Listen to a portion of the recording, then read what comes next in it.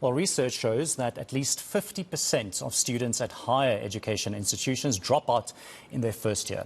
Professor Paul Maylam from Rhodes University believes that while access to higher education is critical, questions need to be asked about the viability of taking on a large number of students, many who fail to complete their studies. During a lecture last month, he highlighted insufficient funding as the major reason universities fail to fulfill their mandate.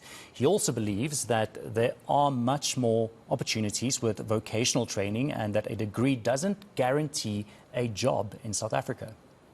It's a very serious problem if about half of the students who register at first year don't go on to complete their degrees.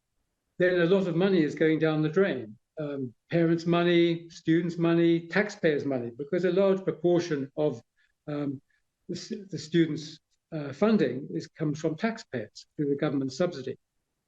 So I think one of the issues for me would be that perhaps a lot more attention needs to be paid to undergraduate teaching. Over the years, there's been a significant shift away from undergraduate teaching towards research, meaning that some of the top academics tend to concentrate on their own research and supervision at the expense of undergraduate teaching.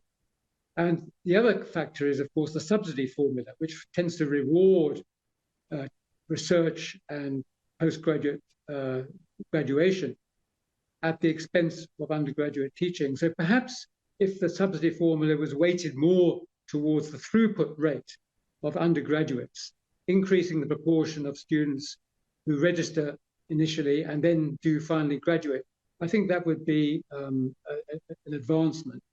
At the same time, I think there needs to be much more attention given to vocational training in the higher education sector, and perhaps a bit less to university education.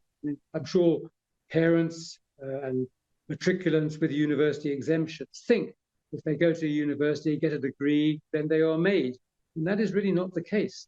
Even if students get a degree, there's no guarantee of employment. And there are many more opportunities, I think, with vocational training.